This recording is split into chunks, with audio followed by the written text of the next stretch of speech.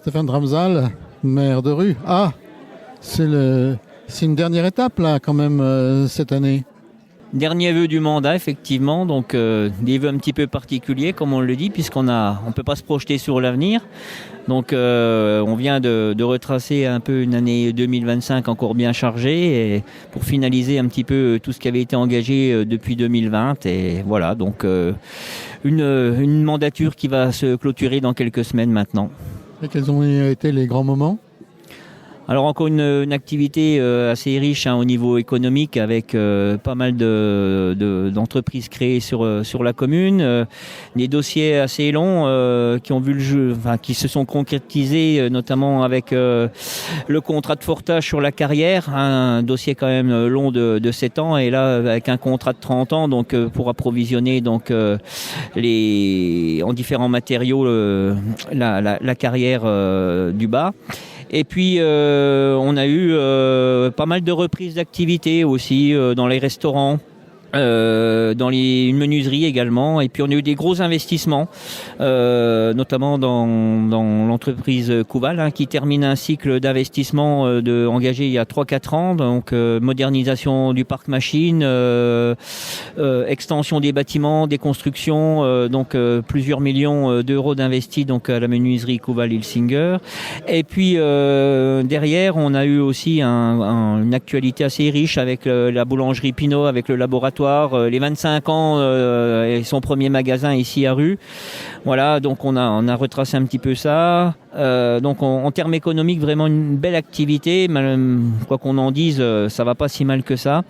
Alors on arrive à avoir de l'emploi. Il faudra un moment qu'on arrive aussi à héberger un petit peu tout le monde, mais ça fera partie des inquiétudes un petit peu dans nos secteurs.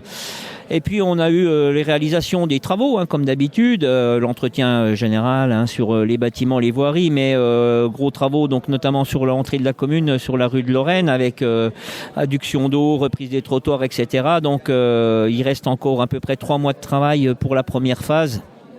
Et donc, on espère ça pourra se continuer dans les années à venir, parce que ça serait dommage de n'avoir fait qu'une étape juste à cette entrée. Et donc, il faut rafraîchir, je pense, toute la traverse de rue, comme ça s'est fait, mettons, sur Saint-Maurice, qui est un bel exemple de nouvelles traversées de village, quoi. Comme on dit, on ne fait plus des routes, on fait maintenant des rues. Voilà.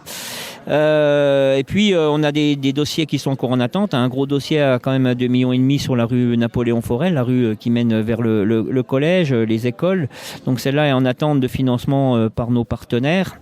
Également donc des dossiers sur la sécurité incendie, avec l'extension du parc caméra, modernisation de l'éclairage public, où on a finalisé toutes les armoires de commande. Voilà quoi, vraiment des beaux dossiers. Et puis de ceux qu'on espère voir se concrétiser quand même en 2026, notamment un pont qui enjambe la Moselle, un coût quand même de presque 800 000 euros. On espère arriver à finir les études, notamment en termes d'environnement. Et là, on attend le feu vert. Et donc, si le feu vert est donné, on espère que les travaux pourraient voir le jour, et ce pont réalisé en 2026, quoi, qui sert quand même pour la desserte agricole, et où on a un pont quand même à l'heure actuelle qui est très fragile, quoi. Merci Stéphane, et à bientôt sans doute pour des projets cette fois.